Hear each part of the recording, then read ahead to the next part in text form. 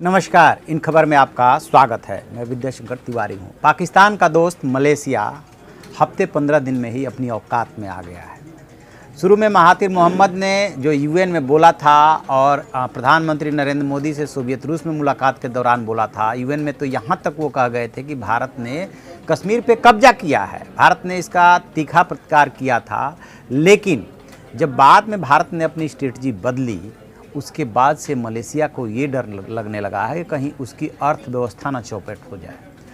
दरअसल भारत ने अभी सरकार ने आधिकारिक तौर पे कुछ नहीं किया है। यहाँ के जो व्यापारी हैं उन्होंने मलेशिया से पाम ऑयल की बुकिंग कम होते ही उसके जो है पसीने आ गए, क्योंकि मलेशिया की पूरी अर्थव्यवस्था जो है पाम ऑयल पे डिपेंड करती है। और दो देश जो ऐसे हैं, इंडोनेशिया और मलेशिया, जो कि पाम ऑयल का सबसे ज़्यादा उत्पादन करते हैं। तो पहले इन्होंने ये कहा था कि महातिर मोहम्मद है, उनका अलग अलग दिन अलग अलग स्टैंड रहा है। अभी उन्होंने जो ताज़ा स्टैंड लिया है वो ये लिया है कि भारत के साथ जो भी ये व्यापारिक मुद्दा है उसको वो राजनयिक स्तर से हल करने की कोशिश करेंगे, यानी कि डिप्लोमेटिक चैनल से वो बातचीत करेंगे।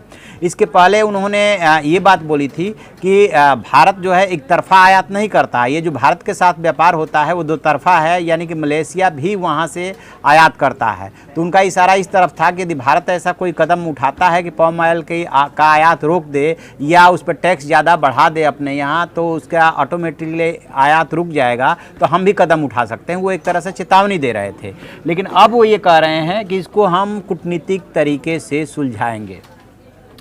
और इसके पहले जो महातिर मोहम्मद ने कहा था कि न केवल कश्मीर का मुद्दा उठाया था, बल्कि जैसा कि मैंने आपसे पहले कहा कि उन्होंने कब्जा किया है। अब जो समाचार एजेंसी राइटर्स है उसके मुताबिक ये बात आ रही है कि भारत ने मलेशिया के पाम ऑयल तेल के रोकने को मन बना लिया और कुछ ट्रेडर्स ने नवंबर दिसंबर की शिपिंग के लिए पाम तेल की खरीदारी रोकने का भी फैसला कर लिया। इससे उसकी हालत ख़राब हो रही है।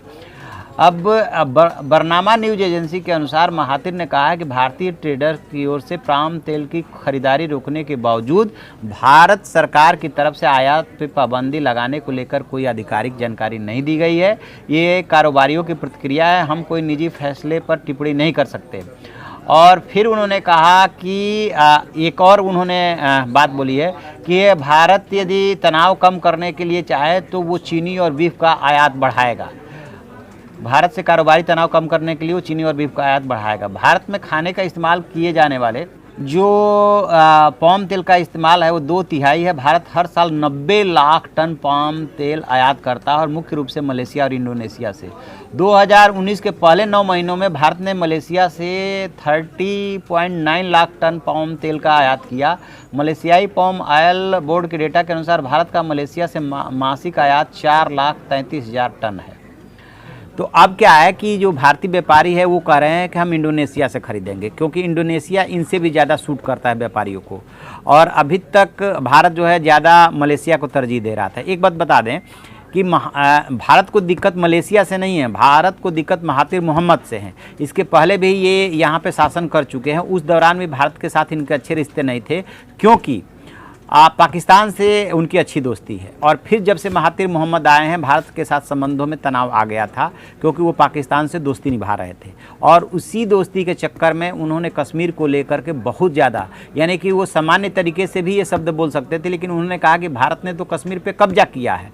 इसको लेकर के भारत सरकार ने तो जो तीखी प्रतिक्रिया व्यक्त की ही की, साथ में भारतवासी और व्यापारियों ने जो है इस पर सख्त स्टैंड लिया और अपने आप ही वहाँ से पाम ऑयल का जो आयात है उसको जो है रोक दिया है, बुकिंग बंद कर दी है। अब इसकी वजह से वो घुटनों के बल आने को मजबूर हो रहा है मलेशिया, कि वो कह रहा है कि चाहे भारत चाहे तो हम चीनी वगैरह का आयात और ज़्यादा बढ़ा सकते हैं या फिर कूटनीतिक स्तर से बातचीत करेंगे।